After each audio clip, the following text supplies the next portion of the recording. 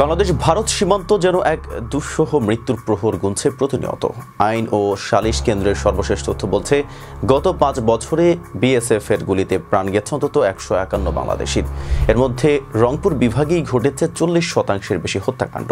দীর্ঘদিন ধরেই ভারত সীমান্তে জিরো কিলিং এর প্রতিশ্রুতি দিলেও বাস্তবে তা বাস্তবায়নের কোনো স্পষ্ট অগ্রগতি পরিলক্ষিত হয়নি। বাংলাদেশ ভারত 4096 কিলোমিটার দীর্ঘ সীমান্তের উল্লেখযোগ্য একটি অংশ ঘিরে রয়েছে রংপুর বিভাগের 6টি জেলা। সীমান্তবর্তী মানুষদের কৃষিকাজ ও অন্যান্য প্রয়োজনে সীমান্তের যাতায়াত এক নিয়মিত চিত্র। তবে সেই সুযোগে সক্রিয় রয়েছে একটি চোরাচালান চক্র। তা সত্ত্বেও দুই দেশের চুক্তি অনুযায়ী চোরাচালান বা অনুপ্রবেশের অভিযোগে সরাসরি হত্যা কোনোভাবেই গ্রহণযোগ্য নয়। তা সত্ত্বেও সীমান্তে বাংলাদেশিদের মৃত্যুর মিছিল থেমে নেই। ওয়ালটন আবারও মিলিয়নিয়ার অফারে ওয়ালটন ফ্রিজ কিনে আপনিও হয়ে যেতে পারেন মিলিয়নিয়ার। আইন ও সালিশ কেন্দ্রের হিসেবে গত 5 বছরে বিএসএফ এর হাতে নিহত হয়েছেন অন্তত 151 বাংলাদেশি। এর মধ্যে 61 জন রংপুর বিভাগের। সীমান্তে বসবাসকারী মানুষের অভিযোগ, বিএসএফ এর অতিরিক্ত বল প্রয়োগ ও অনির্দিষ্ট সন্দেহে গুলি চালানোর ফলে তারা সর্বক্ষণ আতঙ্কে থাকেন। অনেকেই জানান, রাতে ঘুমানোর সময়ও মনে হয় মৃত্যু ওত পেতে আছে। সীমান্তবর্তী গ্রামবাসীরা বলেন, বিনা কারণে যখন তখন গুলি করে বসে। কেউ ঘাস কাটতে গেলেও সন্দেহ করে গুলি চালায়। যারা কৃষিকাজ করে তারাও সন্দেহের ঊর্ধ্বে নয়।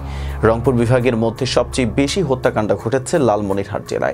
গত 5 বছরে এখানে 19 জন নিহত হয়েছেন বিএসএফ এর গুলিতে। সর্বশেষ 17 এপ্রিল সিঙ্গিমারি সীমান্তে বাংলাদেশ অংশে ঘাস কাটতে গিয়ে বিএসএফ এর হাতে প্রাণ হারিয়েছেন হাসিবুল নামের এক যুবক। নিহত হাসিবুলের মা কান্না জড়িত কণ্ঠে বলেন, আমার ছেলেকে ধরে নিয়ে রাইফেলের বাট দিয়ে খুঁচিয়ে বুক ক্ষত করে ফেলেছে। এরপর এমন করে মেরেছে যেন আটার বস্তা ছুঁড়ে ফেলা হয়। গায়ে তো আর মায়া নেই ওদের। বিশ্লেষকরা বলছেন, সীমান্ত হত্যা বন্ধে ভারত ও বাংলাদেশ উভয় পক্ষকেই কোঅর্ডিনেটেড বর্ডার ম্যানেজমেন্ট এর ওপর জোর দিতে হবে। পাশাপাশি বিএসএফ এর মানসিকতায় পরিবর্তন আনা জরুরি। আন্তর্জাতিক সম্পর্ক বিশ্লেষক তোহা হোসেন বলেন, যে চুক্তিগুলো বিদ্যমান সেখানে স্পষ্ট বলা আছে, কেউ সীমান্ত অতিক্রম করলে তার বিরুদ্ধে আইনানুগ ব্যবস্থা নিতে হবে। কিন্তু হত্যা এটা কোনোভাবে গ্রহণযোগ্য নয়। 2011 সালে কুড়িগ্রামের ফুলবাড়ি সীমান্তে বিএসএফ এর গুলিতে প্রাণ হারানো কিশোরী ফেলানির হত্যাকাণ্ড এখনো অনেকের মনেই গাথা। তার ঝুলন্ত মরদেহের ছবি বিশ্বজুড়ে তোলপাড় ধরে। আজ 13 বছর পরও সেই ঘটনার বিচার হয়নি, যেমন হয়নি বহু হত্যার জবাবদিহিতা। বাংলাদেশ বর্ডার গার্ড বিজিবি জানায়, সীমান্তে উত্তেজনা ও অনুপ্রবেশ ঠেকাতে নিয়মিত টহল চলছে। 15 BGB ব্যাটালিয়নের lieutenant colonel Mehedi Hasan বলেন, জিরো লাইনের 150 গজের মধ্যে যেন কেউ না আসে বা না যায়, সেই জন্য আমাদের টহল অব্যাহত রয়েছে। তবে প্রশ্ন রয়ে যায়, এই টহল, এই চুক্তি আর প্রতিশ্রুতিগুলোর পরও কেন থামছে না সীমান্ত রক্তপাত? এতক্ষণ সাথে ছিল মেহেদি হাসান।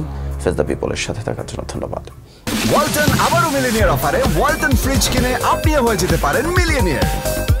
মিলিয়নিয়ার ছড়াছড়ি দেশ জুড়ে, এটা শুধু ওয়ালটনই পারে।